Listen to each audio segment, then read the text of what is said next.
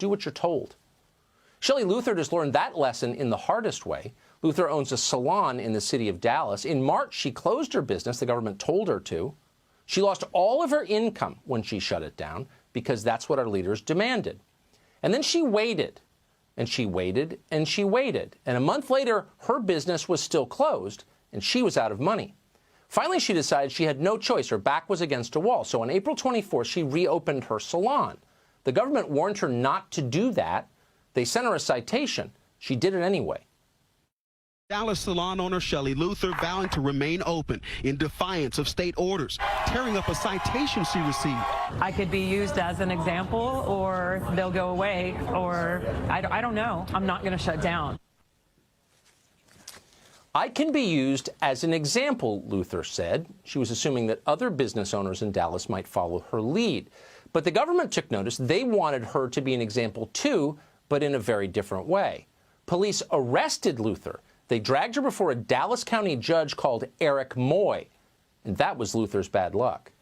Moy is a deeply irresponsible person. He is a political hack. He is a self-described Democratic Party activist. He once circulated a chain letter denouncing Supreme Court Justice Clarence Thomas as a race traitor. Eric Moy lectured Shelley Luther about how she was a bad person. Watch.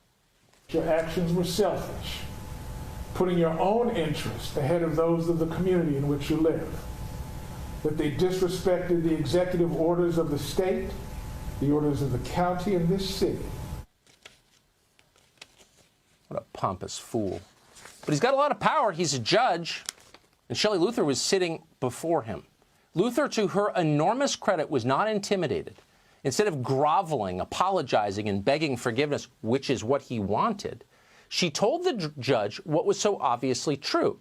For people who don't have salaries that are guaranteed by taxpayers, this lockdown, as it continues, has been a catastrophe. I have to disagree with you, sir, when you say that I'm selfish, because feeding my kids is not selfish. I have hairstylists that are going hungry because they'd rather feed their kids. So, sir, if you think the law is more important than kids getting fed, then please go ahead with your decision, but I'm not going to shut the salon. Feeding my kids is not selfish. Moy was unmoved by this. He's not worried about feeding his kids. He went to Harvard Law School. A 2007 article in the Washington Post describes this man as someone, quote, with a weakness for Cuban cigars and the finest steaks. What a poser. As a judge, Moy has continued to collect a salary of about $150,000 throughout the shutdown. He can take that forever. He can afford all the finest steaks he wants, at least until meat supplies run out. Moy sentenced Luther to a week behind bars. So that's what's going on in Dallas tonight. Small business owners who are going under, these are people with employees who are struggling to buy food, are being punished for the crime of earning a living by authoritarian buffoons, goons, who are living off their tax dollars. How's that for an arrangement? Meanwhile, and this is the best part, actual criminals are going free. 3 weeks ago, the city of Dallas began releasing more than 1,000 inmates from the county jail. Some are in for serious felonies. Authorities said they had no choice. They had to save the inmates from the virus, the very same virus that Shelley Luther will likely be exposed to in jail where she is now for trying to earn an honest living. It's hard to believe any of this is real. Unfortunately, it is real. It's happening right now.